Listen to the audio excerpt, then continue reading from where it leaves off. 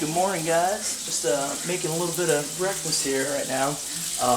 Last night I decided to run a quick little Instagram print giveaway contest for you guys to try to bump up the followers and subscribers of the channel. So it's gone up almost a few hundred. I just want to thank you guys all for coming in, subscribing, taking a look.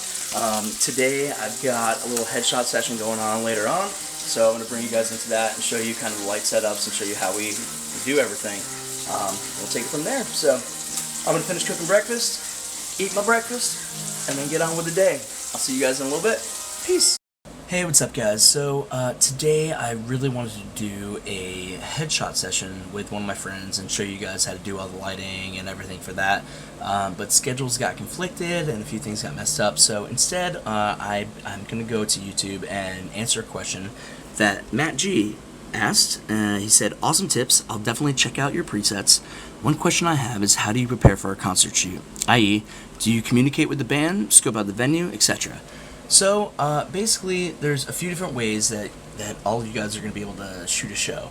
One of those is by working directly for the band or the label or the management, and that usually takes a relationship that really takes a long time to build. You've got to have the trust of the band, you've got to have the trust of all the parties involved, and it's a situation where you're going to get more access, but you really have to put in the time, and you really have to work hard at it. It's usually something that photographers end up doing a little bit later on in their careers, and if you're just starting out, you're probably going to not be doing that. You're probably going to be working for a publication. So what that means is it's like a webzine or a website or a magazine or a newspaper or something of that sort. So typically in that situation, you're going to be, if you get a photo pass from one of those outlets, you're going to be going to a show, and then you're basically going to have access to shoot the band from the front area, which is the pit of the show, and you're going to be able to shoot the first 3 songs and no flash.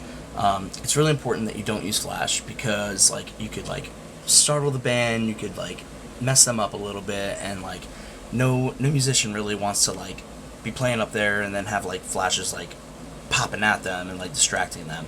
So don't use flash, follow the rules, do your thing.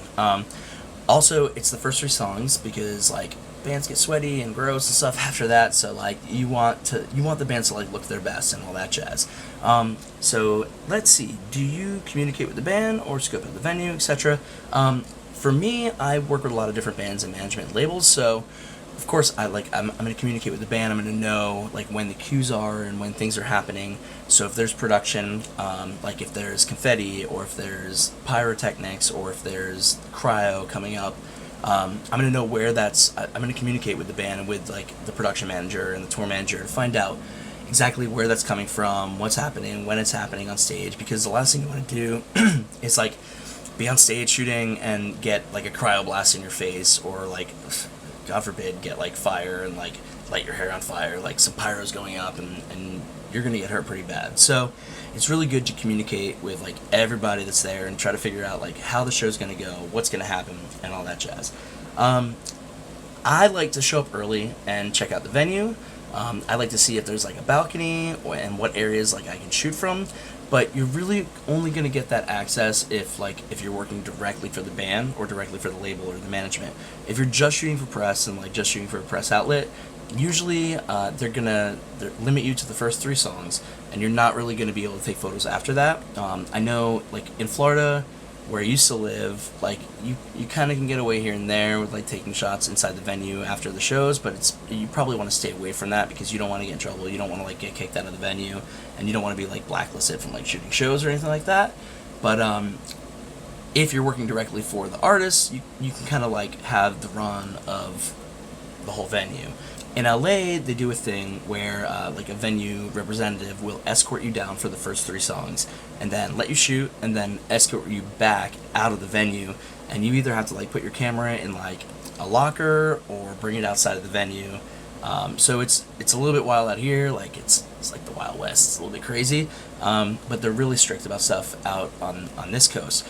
Certain venues have different rules, and a really good thing that you all should do, that we all should do, is just follow the rules, do your thing, take your shots, get what you can, get good shots.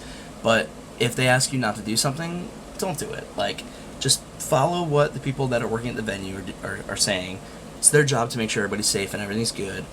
Another thing that I like to do is I like to like go beforehand, before the show, and just introduce myself to the security guards in the front so that they know that I'm shooting and they know that like I'm there to work like and do my thing. But also I'll tell them, I'll say, hey, like if you need me to move out of the way, if there's like a crowd surfer or something coming in, you need me to get out of your way, just like tap me on the shoulder and I'll move out of your way in a second, because it's their job to make sure that like all the kids at the show are safe and everything's like going as planned. If a crowd surfer comes over the barricade and there's no security there, they're just gonna fall and they're gonna hurt themselves.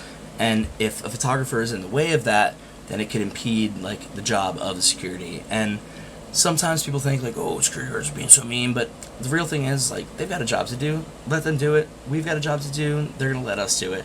But everything's gonna happen like in a good way, and we're gonna make sure that like everybody's gonna make sure that everything can go as smooth as possible. Another point I want to add on is pit etiquette. So usually if you're at a show and you're shooting for press, you're going to be shooting with a bunch of other photographers. There could be photographers there that are working with the band, there could be photographers that are working for Getty or for another wire service, or for different newspapers or different outlets. Respect all the other photographers around you. Like, make friends with them. Like, go up to them and say, hey, like between songs or like between sets and when the band's not playing, go up to them and be like, hey, my name's Chris, how you doing, blah, blah, blah. And just meet them, hang out with them, because you never know, you might make a good friend, you might make a great connection. Don't like try to avoid getting in people's way. If you're in a spot for a while, like then take a few shots in that spot and then move out of that spot and let other people get to your spot. Everyone is working to get great shots, and like the last thing you want to do is impede people upon doing that. So, I mean, you wouldn't like it if somebody was just like sticking in front of you the whole time, so it's vice versa. It's like the golden rule. Treat others as you want to be treated, and everything will be awesome.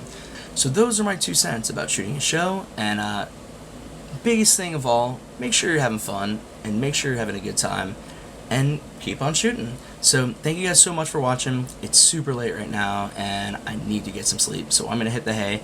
Good night, have a great one, sleep well, and I'll see you guys tomorrow. Peace.